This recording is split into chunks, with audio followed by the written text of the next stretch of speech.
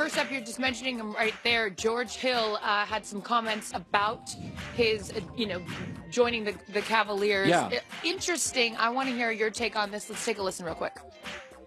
Just do your job, I guess. Let the rest take care of itself. We have one of the best players in the history of the game. So, I mean, I'm sure he's going to dictate the tempo and things like that. And we just got to do our job, be the best role players we can possibly be.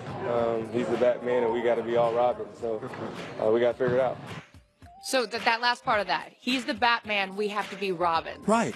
Like, you agree? Yeah. See, here's the difference. So George Hill is a very smart veteran player. Mm-hmm. So he comes to this new company and goes, all right, my job is to fit in with LeBron. Isaiah Thomas comes to the Cavs, young guy. He's like, hey, I got my mojo working. And then he calls out Kevin Love at a team meeting. When Isaiah Thomas came to Cleveland, he didn't understand his role. Because remember, Chris, he'd averaged almost 30 a game with the Celtics. So in his world, Isaiah Thomas thought, I'm a 30-point-a-game guy.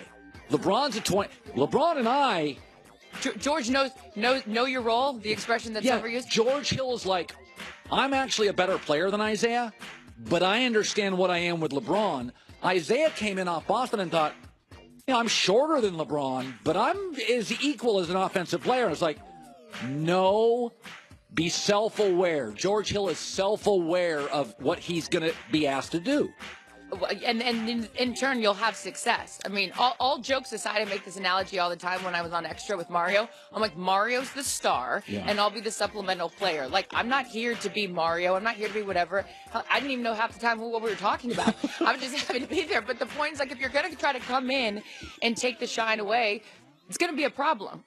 Yeah, like George is like... It's like today, Colin. I'm like, I'm just happy to be here. No. So you don't have a problem with him saying that? No, not at all. I think George is a smart veteran guy that's like, listen, I know my role. If I can give you 14 a night, I get to play with the best player in the world. Mm-hmm. Like, I can't wait. And I think Isaiah came in with a mindset that he was going to drop 28 a night, and LeBron's like, bro, we ain't going to have it. Bro. I love when you say bro. Okay, Jimmy Garoppolo, we were talking about that earlier, that 5-year, $137.5 million contract. Yeah. So there was some comments that he made about how he learned to prepare. Take a listen to that. His love for the game, obviously, is a big part of it, and I clearly have that. So, the way he prepares, that was one thing I picked up from him, just being around him for 3.5 years. It makes the difference. And week in and week out, just being able to be mentally tough enough to do that, physically tough enough to survive the games, it's all that coming together, really. Do you notice that Jimmy also runs out of the tunnel without his helmet on? There's no question I've noticed that. Right? So, I mean, there's obviously, you get a lot of the intangibles, a lot of that leadership, a lot of that work ethic from him, but you also get, there's been the running joke about how they're both good-looking guys. They both have that, they're very marketable in that same way as Carissa, well. I have had, this is not just an opinion here, I have had, in fact, when I say this, I will get somebody texting me, a buddy, because he told me this years ago. He's an NFL guy. It's called NFL Face. And that general managers, when they look at quarterbacks, the handsome kid, the square jaw, had more success with girls early in his life, has more confidence, was the cooler kid in school, and when things go bad in the NFL, and by the way, they do for everybody. You get injured, you're on bad teams. Will you have the confidence in those crappy times, that inner confidence, and they call it NFL face. NFL face. So when they are looking at quarterbacks, because the feeling in the NFL, if I'm going to build around you for 15 years, we're going to have coaches fired, you're going to have injury. It's not linear. It's not going to be like every movie's a hit movie. Do you have the inner confidence, and the feeling is the good-looking kid has been more popular and has an innate confidence that the average-looking kid does not? Now, you could go through the roster of quarterbacks in the NFL. But let's be honest. There are a lot of Aikmans, and there are Montanas. There's Brady's, and you start looking around the NFL. So basically, what you're saying is, the better looking you are, the better quarterback. By the way, Cam Newton. Cam Newton walked into every room his entire life, and he was like the tall, good-looking dude.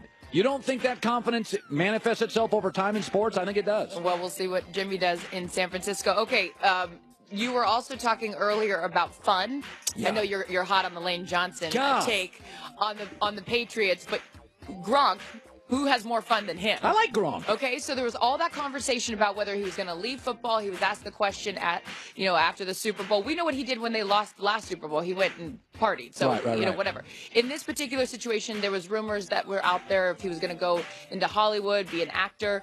Well, do you know that one of his best friends is a WWE wrestler? MoJo Rawley, I guess is his name. We're not wrestling people. We've talked about this. But I think Gronk's going to go there. Okay, so you do. Well, he's already participated once in WrestleMania. So you would bet right now that he is going to leave the NFL and go be a wrestler?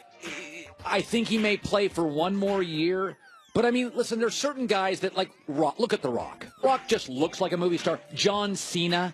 Like, some guy, like Gronk looks like a pro wrestler. Well, he's he's goofy. Like, I think Gronk is going to be a pro wrestler. And for the record, this is, he's been beat up through the years. He's had some, a lot of injuries. But I don't think it's a terrible decision for Gronk. Yeah, his best friend spoke with TMZ Sports, where we're reporting this from. But you only say he has one more year left? I don't know. I think players they make more money than they used to. I think there's more transparency in the media. They're more aware of the rigors of the game. And if you're 30 or 40 or 50, listen, man, football's hard. It's not easy.